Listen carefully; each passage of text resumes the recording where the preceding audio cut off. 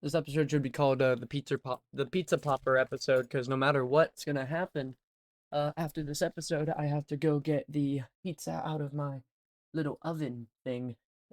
It's where they call them toaster ovens when I will never ever put toast in it because I'm scared that toast is gonna come alive and kill me and my family.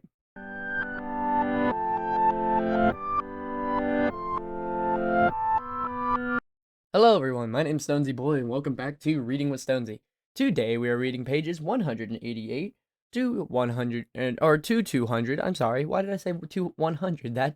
That is quite frankly a 2, and I am quite frankly insane and totally stalling so I could set up my total thing I had set up before starting this. Yeah. So without further ado, and with hopefully no audio interruptions, looking at you, Opera GX, who likes to play random videos sometimes without my permission. Let's begin. Chapter 30. I woke that night to a horrible sound, a full-throated screaming into the blackness. Screecher loud. It wasn't a screecher, it was me. May and Bertie rushed into my room. Bertie held a flickering candle. They perched on my bed, each taking a side. Duzu moved to my lap, and Quinby watched from the crate she had nearly outgrown. The wind toyed in my lace curtains. Fire dream again? Asked May. I nodded. In my head, they were still there, the flames grabbing for me like hungry monster. The soles of my feet blistering, the poisonous smoke scorching my lungs. I looked at Bertie and May and asked the question. Why, the one I'd asked 100 times before. Why, I sobbed, then found my voice. Why did I make it out when they didn't? They didn't meant my ma and pa and brother. And I knew that they were going to say, like they always did, no one knows why, WIllodeen, but we are so glad you did. I hated that answer. I wanted those to make sense in the world. I needed them to promise I would always be protected, even though I knew it was impossible. I yearned to hear, and they all lived happily ever after. No one knows why. Well, why not? I wanted to scream. But yet, so despite all that, part of me welcomed their honesty. Bertie and May were grown-ups who weren't afraid to admit that they didn't have all the answers. It was scary, but it also sparked something inside me I couldn't explain, a feeling that maybe I could find the answers I needed, even if they couldn't.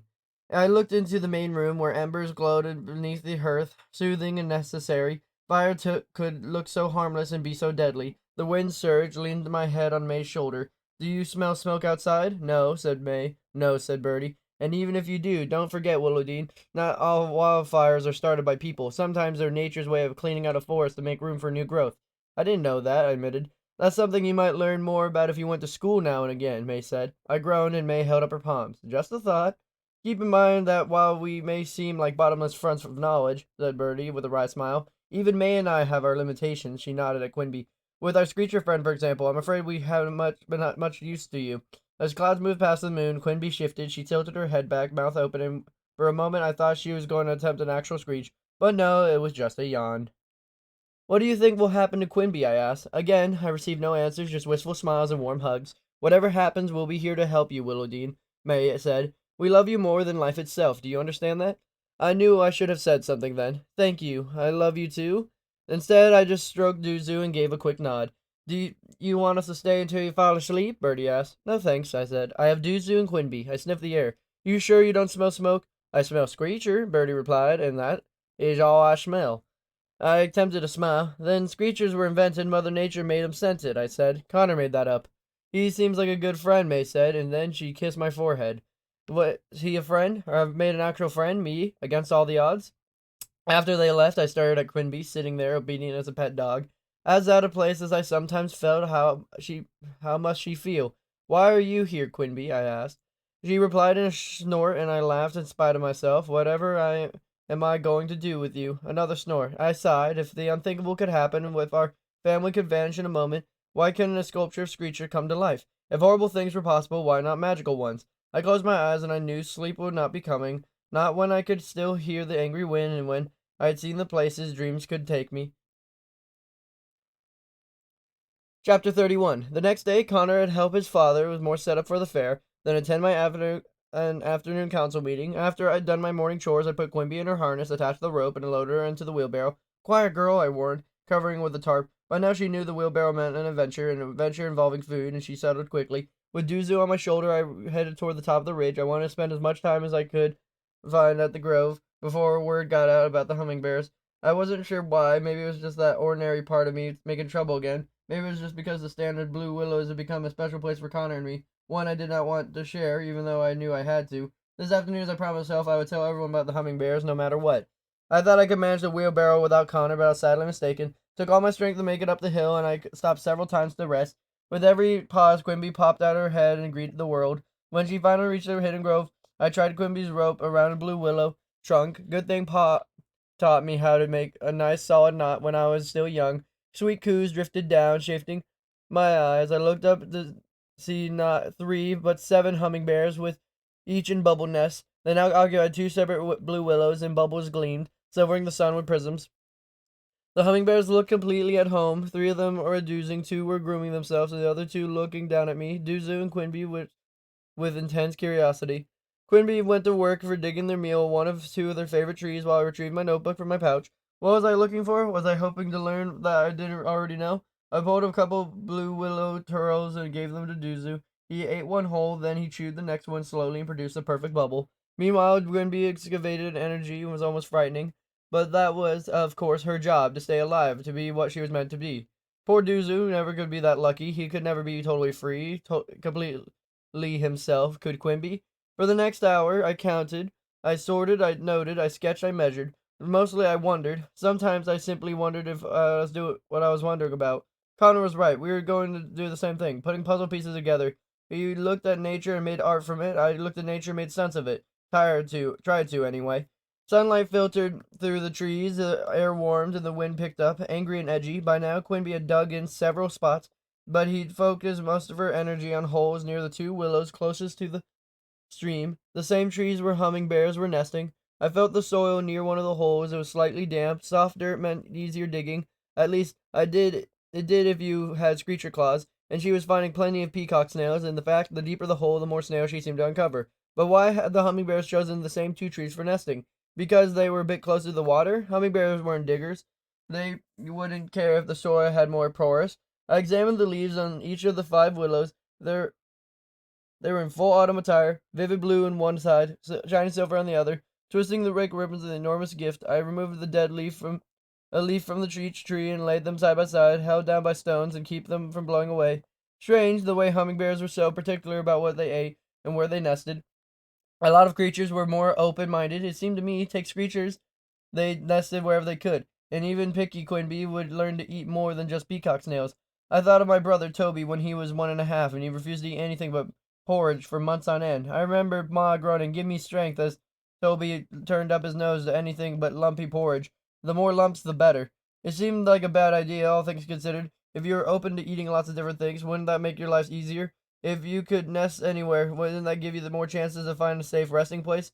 Pieces upon pieces, questions upon questions. I was getting nowhere. I gathered up my leaf samples and placed them in a notebook, labeled the numbers 1 from 5, and I wasn't sure what I'd do with them. I could always give them to Duzu for a snack, although we tried to keep a good supply in hand. By the time we departed, Duzu had made 3 impressive bubbles, and Quibby was giddy full. He seemed the only one who left feeling disappointed. Disappointment. It's a sad thing, but, doesn't always have to be disappointing. It's just how you take it. See, emotions and sadness, they kind of collide in a weird way because, well, sadness is an emotion, first of all. So what I just said is kind of, it sounds kind of crazy. But really, when you're sad, you can become happy. And when you become happy, you can become sad. Sadness is just another part of it, really. If you want to look in the grand scheme of things. Really, what I just want to say is being sad is okay. And being disappointed is, well, just being disappointed. It's the thing you don't want to hear your parents say, but one day you're going to, and it's just gonna be like, oh, I hate it when you do that. And then you're like, wait, why do I hate it when they say that? And then, that's just how it is. You hate hearing it, they say it anyway, and that's just the end of it. Just like the end of today's video. But of course, before we end it properly, because it's time for the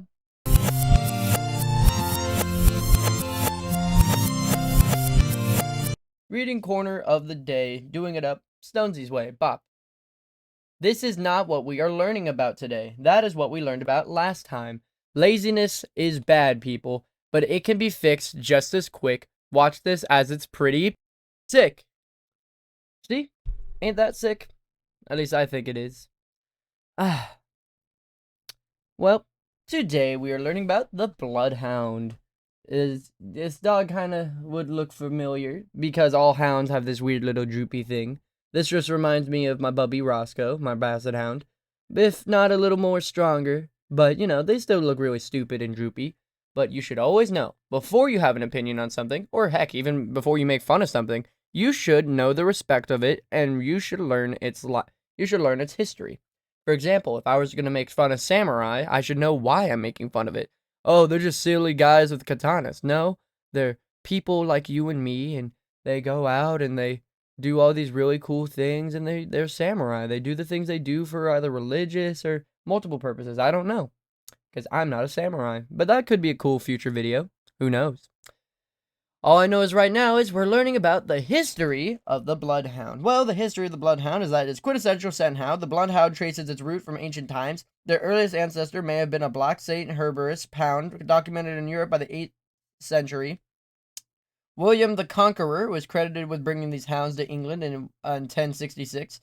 In the 12th century, many churches dignitaries were interested in hunting with these dogs, and most monasteries kept carefully bred packs. So highly bred were these dogs that they came to known as blooded hounds, referring to their pure blood and noble breeding. Bloodhounds have been known in America since the mid-1800s, even though they gained the reputation as slave trailers. Many of those dogs were mixed scent hounds. The bloodhound was since proved itself to be one of the most useful breeds, using an unrivaled sense of smell to trail lost persons and criminals alike. After the person located, the bloodhound's job is over because it is never inclined to attack. The bloodhound holds many trailing records for both length and age of trail, and at one time it was the only breed of dog whose indications were accepted in the court of law. Ironically, the bloodhound's name and bad press scared many people away from the breed because they believed stories that claimed the dogs trailed people out of lust for blood. Nothing, of course, could be farther from the truth. The breed is well known to all, but not particularly popular as a pet. It is a competitive show dog and unsurpassed working trailer. However. Weird way to end a sentence with however, but whatever. Now you know this dog isn't commonly known as a pet, so maybe you want to be the one out of your family to have it as a pet. So, what's its temperament? Is it good with kids? Is it bad with kids? It's kind of got a bad history with people. Maybe it's got a good history with kids. So, the temperament of the Bloodhound is that for all its calm manners at home, the Bloodhound is a tireless trailer. I don't know what that... trailer, as in it can trail things. Not trailer as in the back of a truck. Like, no, that's the trunk. The back of, like, the you know what a trailer is, right? Am I going crazy? Whatever. Once in the track, it's tough, stubborn, and independent, yet it's gentle and placid and is extremely trustworthy around children. Although it may not be playful enough for some children's needs, nonetheless, it is not a lazy old hound dog portrayed in folklore, but instead of an active, playful companion. Although not the easiest breed to train for traditional obedience, it is exceptionally easiest to train in tasks involving trailing. The Bloodhound is reserved with strangers.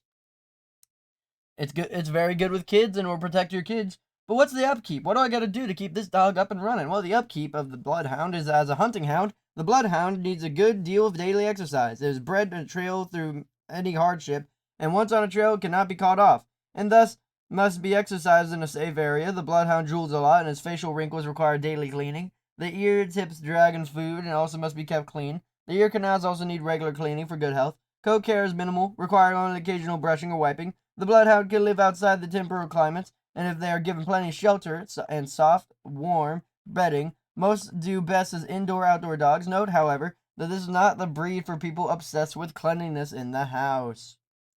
Uh-oh, this dog is kind of silly, and he will start breaking things if he's angry, which is funny. But for any children listening to this, cover your ears. For any teenagers and adults, please start taking notes. So, because the health of the Bloodhound is that its major concerns are entropin, extropin, intropin, gastric torsion, osseous externa, skin fold determinatus, CHD, and elbow dysplasia. Minor concerns are hypothyroidism, occasionally seen with nothing, which is pretty good. Suggested tests are hip, elbow, eye, and thyroid. Its lifespan is 7 to 10 years. Wow, that's pretty low for a dog. But, for how good these dogs are, it's going to be good. Form and function. Look, I don't have kids. I just want this dog as a hunting dog. So what's its form and or function? Well, the form and function of the Bloodhound,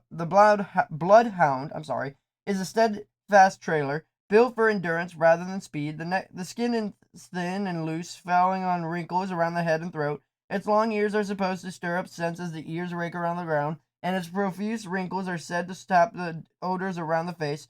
Although neither of these assertions have ever been scientifically verified, its dense short coat protects it from being caught in brambles. Its docile temperament makes it non-threatening to humans and sometimes now called upon the trail. The gait is elastic and free, with the tail held high. The expression is noble and dignified. Very dignified dog, if not a little silly looking. Now, for the final section of today's video, is the tier list. 5 is the best, 4 is better, 3 is average, 2 is worse, 1 is the worst, unless it comes to grooming. Now, energy level and exercise requirements are both out of 3. Playfulness is out of 1. This dog does not mess around. Affection level is out of 5. Friendliness towards dog is out of 3. Friendliness towards other pets is a 5. Friendliness towards strangers is a 3. Ease of training is out of 1. Watchdog ability is out of 4. Protection and grooming, which is good, are out of 1. Cold tolerance are out of 3. And heat tolerance is out of 2. Which, usually doesn't go down, but I guess for this dog it does. Now for the weight, there's a lot here. Weight. A male, average 90 pounds up to 110, so 90 to 110. For female, the average is 80 to 100 pounds. But note, most bloodhounds are actually heavier than this. Weird. The height of a male is 25 to 27 inches, and for a female bloodhound is 23 to 25 inches. Oh my goodness, the next dog is famous, because the next breed of dog we're talking about is the one you'll be learning about in the next episode. So, hope you guys have a super fantastic, wonderful day. Be polite, be efficient, make sure to like, comment, and subscribe. And I hope you guys are enjoying these audiobooks as I enjoy making them. Bye-bye!